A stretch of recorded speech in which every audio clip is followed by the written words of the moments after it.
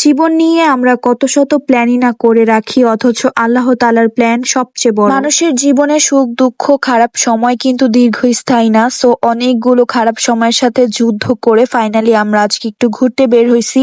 So কোথায় যাচ্ছি, কি কি করলাম সবকিছু থাকছে ফুল ভিডিওতে। হ্যালো, আসসালামু আলাইকুম everyone, welcome to mummy and Rujaina. ঈদের পর থেকে আমাদের খারাপ সময়গুলো যাচ্ছিল, এন্ড আপনারা সবাই হয়তো জানেন খারাপ সময় আসলে কিন্তু চারিদিক থেকে আসতে থাকে। সো আমাদেরও তাই হচ্ছিল। দ্যাটস ওয়াই ঈদের ব্লগটা আপলোড করতেও আমার মন মানসিকতা ছিল না। ছোট্ট একটা বাসায় আমরা 3জন মানুষ থাকি। সো এই 3জন মানুষই যদি একসাথে অনেক দিন ধরে অসুস্থ থাকি তাহলে কেমন লাগবে বলেন তো। একে তো বাসার সবাই মিলে একসাথে অসুস্থ, তার মধ্যেই অসুস্থতার কারণে আমাদের বান্দরবন ট্যুর ক্যান্সেল হয়েছে।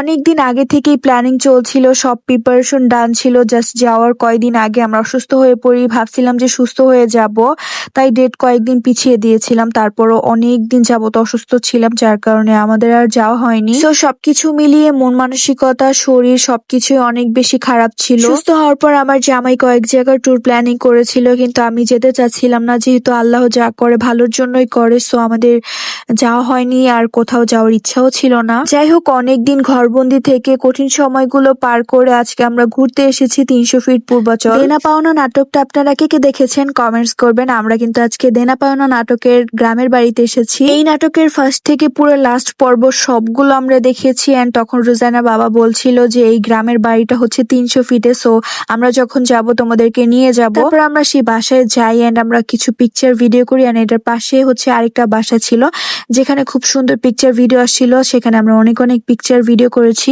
দেন সেখান থেকে আমরা আরেক জায়গায় গিয়ে পিকচার ভিডিও করেছি। এখন হচ্ছে হাঁসের মাংস আর চাপটি খেতে যাচ্ছি। রোজাইনা তখন তার পাপার বাইকে ছিল, সো আমি আবার তাকে ভিডিও করায় সে তার খামুনির সাথে এক একটা করে পোজ দিচ্ছিল। বাইকে বসে ভিডিও করার মতো সাহস আমার একদমই নাই, কিন্তু সেদিন মনে হচ্ছিল একটু ভিডিও করি।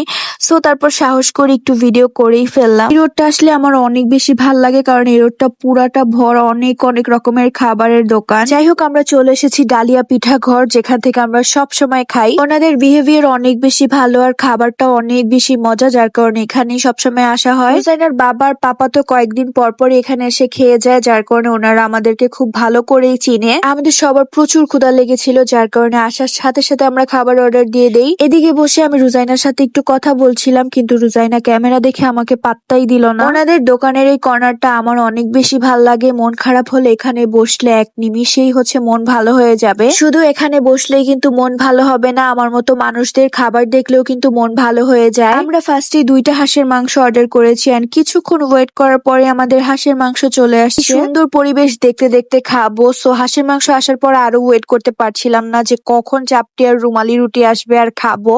সো চাপটি আর রুমালি রুটিও চলে আসলো, এখন জাস্ট খাবো।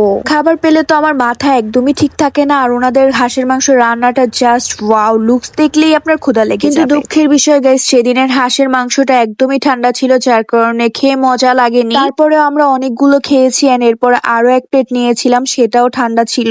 আমার কাছে মনে হয় হাঁসের মাংস গরম গরম অনেক বেশি মজা, কখনো এরকম হয়নি। তারা হচ্ছে সবসময় অনেক বেশি গরম সার্ভ করে, সো এইবারই প্রথম এরকম হয়েছে। যাই হোক, খাওয়া দাওয়া শেষ করে আমরা এখানে কিছুক্ষণ বসেছিলাম। তো আমার বোন আবার লিপস্টিক লাগাচ্ছিল, তো আমার আবার মনে পড়লো যে আমিও তো লিপস্টিক খেয়ে ফেলছি। তারপর আমি একটু লিপস্টিক দিয়ে নিলাম। বিল দিয়ে যাওয়ার সময় ওনাদেরকে বলছিলাম যে হাঁসের মাংসের দাম অর্ধেক রাখবেন কি, আবার হাঁসের মাংসের দাম বাড়ায় দিচ্ছেন, তো এটা নিয়ে একটু মজা করছিলাম। এরপর গিয়েছিলাম 300 ফিটের মোস্ট ভাইরাল ম্যাঙ্গো রেস্টুরেন্টে। ভিডিওতে দেখে অনেক বেশি ভালো লেগেছিল, যার কারণে ভাবছি যেহেতু এসেছি একটু ঘুরেই যাই। হাঁসের মাংস খেয়ে আমাদের সবার পেট ভরা ছিল, তারপরও ভেবেছিলাম একটু গিয়ে হচ্ছে পিকচার ভিডিও করে হালকা পাতলা কিছু খেয়ে বাসার উদ্দেশ্যে রওনা দিয়ে দিব। তো এখানে আসার পর আমাদের একদমই ভালো লাগে নাই, লাইটিং একদম অন্ধকার ছিল। ভিডিওতে যতটুকু সুন্দর লাগছে এতটুকু সুন্দরও না। আবার এদিকে অনেক বেশি রাত হয়ে যাচ্ছে, যেহেতু রুজাইনাকে নিয়ে অনেকটা পথ বাসায় যাব। সো তাড়াতাড়ি করে আমরা আর এখানে না বসে হচ্ছে বাসার উদ্দেশ্যে রওনা দিয়ে দিই। আর আজকের ভিডিওটা এই পর্যন্তই। ভিডিওটা কেমন লেগেছে অবশ্যই কমেন্টস করে জানাবেন। Thank you so much for watching this video. আল্লাহ হাফিজ।